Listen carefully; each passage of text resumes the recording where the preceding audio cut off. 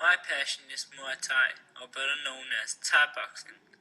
It is the best sport because of the training and the friendship you get from your training partners. Muay Thai is the national sport of Thailand, but actually not so many people outside Thailand knows about the sport. Muay Thai is a martial art that involves punching, kicking, elbow strikes and knee strikes. Muay Thai is also called the sport of eight weapons, or eight limbs. In training we use our techniques on punching bags and sometimes we use them in sparring. My coaches Abdul and Max are both experienced fighters in the sport, so they have a lot of techniques to share down to the students. Abdul has been my coach for almost 5 years now, so we are also good friends outside the gym. Abdul trains the fighters while Max trains the beginners. We train in the club named Siam Athlete Nation. The training is very intense, but you get a good feeling afterwards, meaning that you have given your best in training. After the training we chat most of the time about the professional athletes in the sport, like Burka Benchamek and Giorgio Petrosyan. Muay Thai is also used in the fastest growing sport in the world, mixed martial arts. In the organization Ultimate Fighting Championship, Muay Thai is a must martial art if you want to be on the top of your weight class. A perfect example is Anderson Silva, as you can see on this picture. So I do not agree in this. I think the coolest sport in this world must be horseback riding and show jumping in particular. The rules of show jumping are very simple. You need to ride the horse through a series of obstacles as quickly as possible without knocking any of the bars down. It sounds a lot easier than it actually is. Riding includes a lot of technique and skills. There's a lot of things in the horse world that you cannot learn just by looking in a book or watching a video. They have to be felt. A rider needs to feel every single movement of the horse underneath them in order to stay in balance throughout the whole course and be able to ride the required pattern just as it was written. And I think that this is what I like the most about my sport. When you're riding, you become one with your horse. It's a difficult sport because you have to trust an animal 10 times your size that has a mind and a language of its own. But when you find this trust, it feels like nothing can touch you. It feels like flying over the obstacles. But it's not only the sport itself which is unique, it's also the friendships that comes along with it. As an Christian, you practice 7 days a week, 5 hours every single day. It's a big time commitment and responsibility, but the things you gain from it weigh a lot higher. You build friendships for life with other riders who love the sport just as much as you do yourself. You also learn to set goals and work really hard to reach them.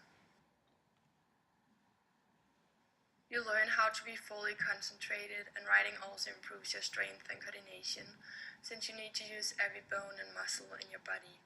But most of all, it makes you happy, because if you're having a bad day, there's nothing better than going to the barn and being welcomed by your best friend who have been waiting all day for you to come take him for a ride. Track and field is a sport for everybody that doesn't require any specific skill. Everybody can become a runner, and most people can do some kind of throwing or jumping. You can join at any age and slowly learn the skills if you want to improve. It's your choice whether you want to compete or not. It teaches you to stop competing with others and to start competing with yourself. Most runners join some kind of competition to see their own improvements. Even though it's fun to compete against others, many focus on their own PR. When you compete, you get to know your body a lot better, and you figure out how much you can push yourself. Track meets are pretty tense though. The main thing that makes you work hard and push your limits is the feeling you get right after you cross the finish line with a new PR. In track, it's easy to find someone to look up to. There will always be someone there to inspire you. Even though everybody can become your competition, the athletes are always willing to share their experience and give you tips. Given it's such a big and old sport, it's easy to meet some of the bigger stars. In the picture, you see me and the fastest living woman in the world. Track and field is great. With so many different events, there are always someone you can relate to. As I said before, track and field is a sport for everybody, even the handicapped. They're able to compete in any event. It does require more willpower and dedication, but it is a great way to give hope and prove to yourself that you can accomplish anything. It's rare that athletes get injured in track, but in case that happens, it's nice to know that you can continue. Track and field is one of the few sports that's an individual team sport. Only in some running events will you compete with others from your team. Even though you compete alone or sometimes against your teammates, it's very important that you support your team. One of our top priorities is to remind our athletes that they are never alone.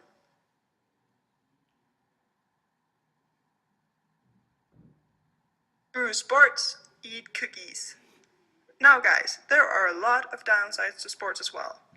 You do not usually think about them, but while you're out somewhere sweating, probably looking quite silly, without realizing it, you might be missing out on all of the wonderful things in life. Like delicious foods. You just might be missing out on the wonderful things that are junk food, cakes, and candy. And while it might not be amazing for your body, it is magical to your soul. Every time you drink that delicious cup of cocoa, your soul starts chiming with the joy of a million puppies. You know it's true. Physical damage is one of the biggest downsides to sports. If you ever feel sore, that's just the beginning. Sports can ruin your body. Handball can ruin your knees permanently, and in fighting sports, you can literally get beaten up. Sports are dangerous. However, what isn't dangerous is watching that extra episode on Netflix, preferably while eating chocolate. As social life is another thing you might be missing out on, because if you're out exercising, you're not hanging out with your friends. And yes, you might be in the team sport, but if you're not, the whole social thing can be hard. On the other hand, you could be hanging out with people, enjoying a movie, sharing a pizza, or going to a party getting drunk, having fun. Your education. After all, this is what we're all here for. So why let sports distract you from your homework? Your future is at stake here. On the other hand, you can eat a cookie and have a cup of tea while you read your physics homework. Try doing that while exercising and not looking extremely stupid. Impossible.